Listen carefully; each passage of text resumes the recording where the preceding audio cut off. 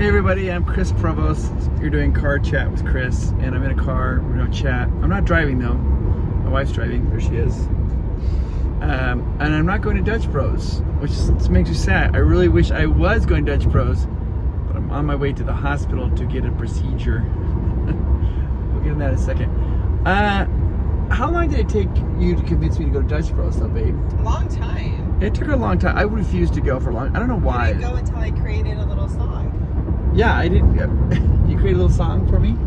No, for Dutch Brothers. Yeah, let's hear Dutch it. Bros. Dutch Brothers. Dun-dun-dun-dun. Dutch Brothers, da-na-na-na. And she'd come home and always sing that song. And she's like, go to Dutch. And I was just like, no, I don't want to. And then when I went, changed my life, and I have loved it ever since.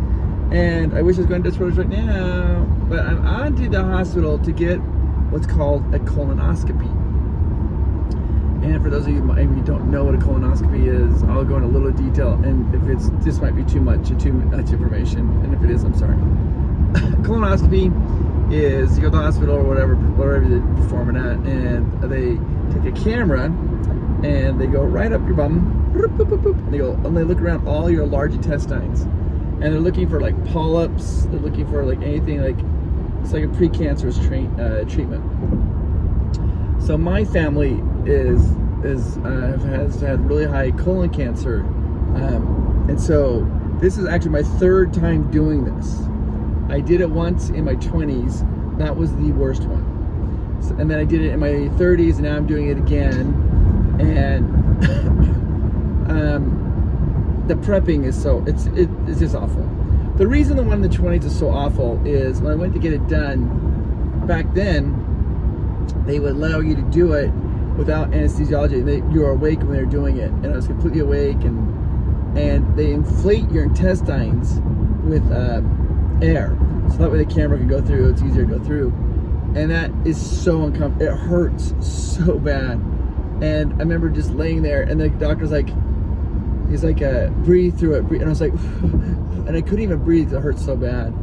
And the reason I didn't do the anesthesiology because I was in college at the time and I had to get it tested, and I had no money, and they gave me the option like you don't have to pay for that if you don't want to. I was like, oh yeah, I can't pay for that. I was like, oh my gosh. Then I got it again in my 30s.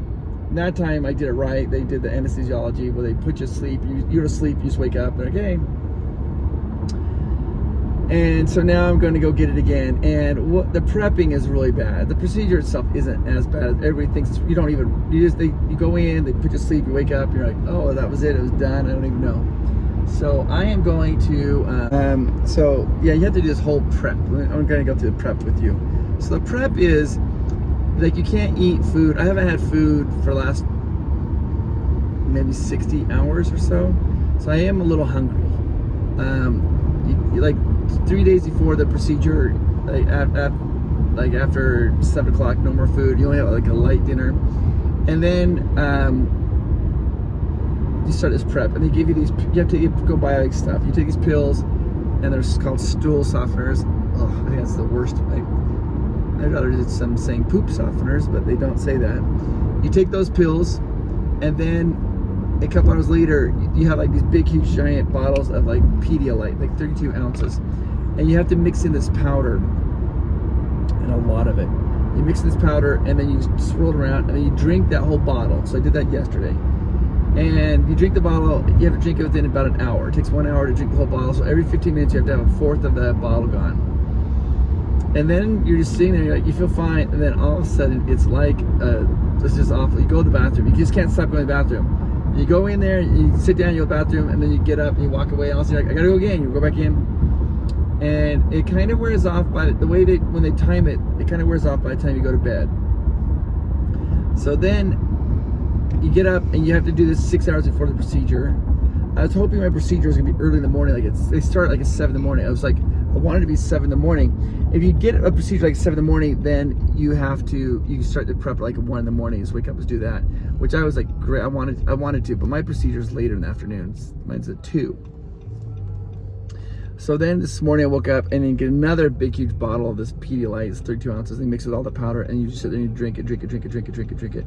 And now nothing's just basically coming out. It's just liquid coming out, and more liquid and more liquid, and you're just like, and it is just uncomfortable. It's uncomfortable, but you have to have everything completely cleared out before you go to this procedure. And so I'm off to this procedure. I was talking to my wife about it. I don't feel very nervous. I just feel uncomfortable. My you feel a little nauseous doing this because you haven't eaten a lot. You could drink a little bit of water, so you drink a little bit of water while you're doing it. So you get dehydrated real easy. So I feel just a little bit kind of nauseous, but yeah, you're doing great, baby. Just keep going straight. And you're gonna go here on I-250. She's looking at the directions.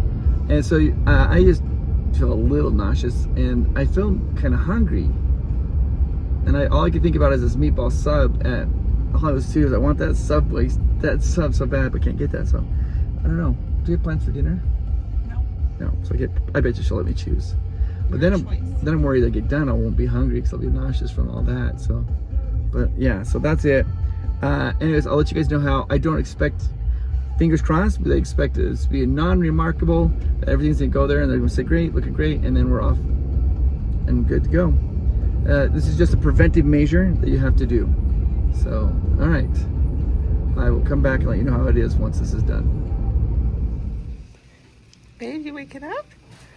You okay?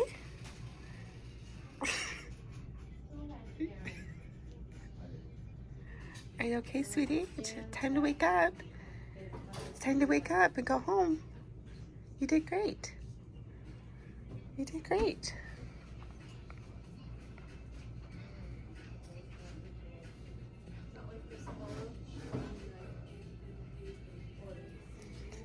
Time to start waking up. Wiggle, wiggle, wiggle. You did so good. Oh, there you are. There you are. Start waking up. There you are. Time to wake up. There you are. You're waking up. Good job. There you are. There you are. You did good. Everything looks great. Everything looks great. Kind of start wiggling your toes, wiggling your eyes, wiggling your fingers. You did so good. You did so good. You're all done. You're all done. You can go home. You did it.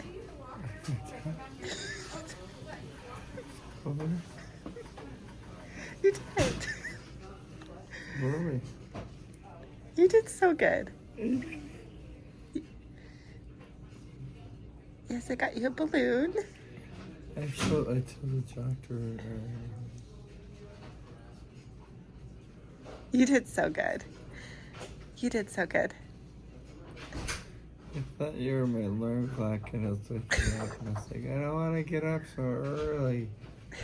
Just a little more sleepy. Let's see you pee-pee. You're just a little sleepy. You did so good.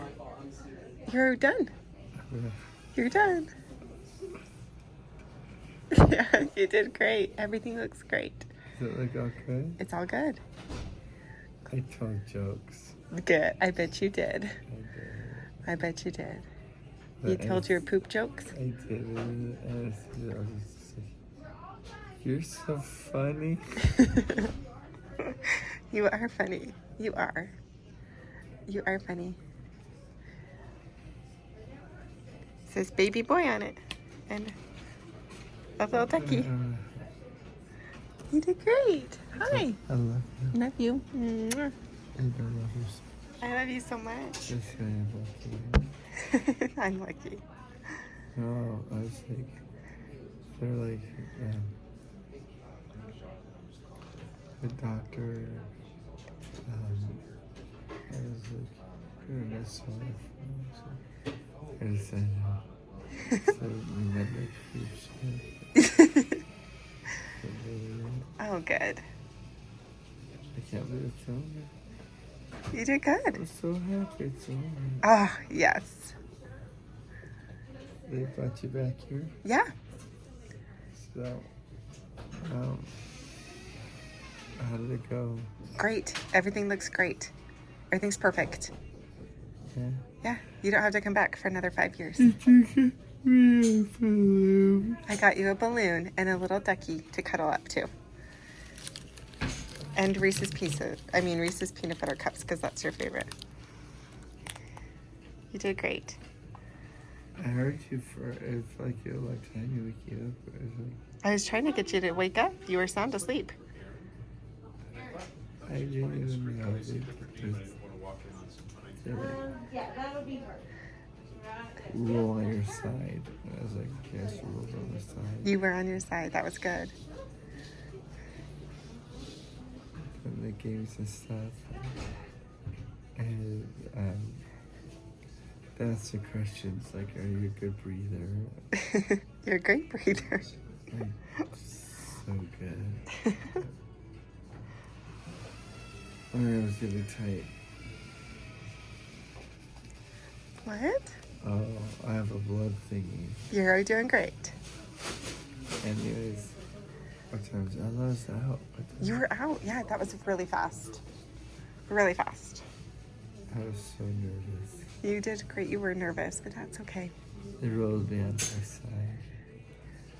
And I was like, don't embarrass yourself.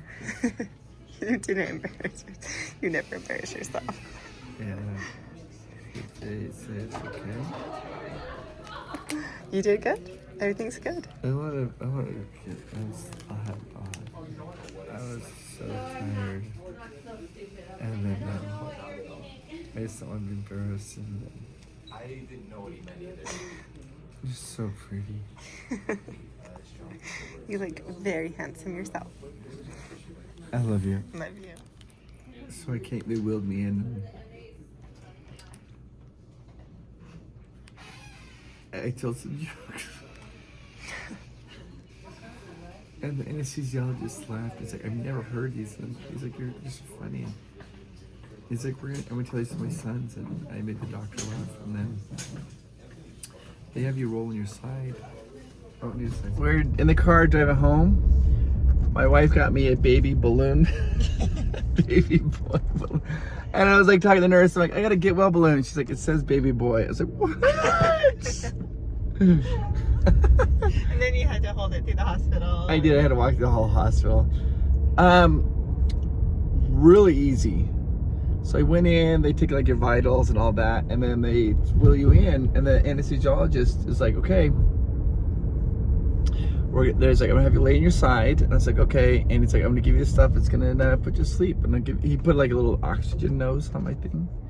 And literally, I remember watching him. The liquid that he's putting into my IV was white. I could see it going down. It was like kind of white. I was like, oh, what? And then I honestly don't remember. And then I just felt like this gentle shaking, and I was like, babe, wake up. And that's my sweet wife Amanda. So the results are all clean as a whistle. All good to go. There's nothing, which is so good for our family. And so, you guys, I'm gonna be around a long time. Yes. I don't know if my wife's excited about that or not. Yes! My gosh. I've had 2 of these before, and I've never had anybody ever wake me up. So the one time I was just by myself, and then the second time I was by myself, and they actually had me drive home. I can't wait to have me drive home. And this time it was like, I hear like this little angel like voice. It's like, babe, and it's kind of shaking me, and also my eyes. There's my beautiful wife is there. I love you so much, sweetie. Oh, I love you. I love my wife. Great. I love my wife. I'm so lucky, and I'm thrilled. I'm starving. They gave me some juice. I had some juice. It was just juice, and some crackers. And so I am so hungry. I can't wait to go get food, and we are gonna go get food. And yeah, that's what we're gonna go do, guys. So, all right, I'll talk to you later. Car chat with Chris.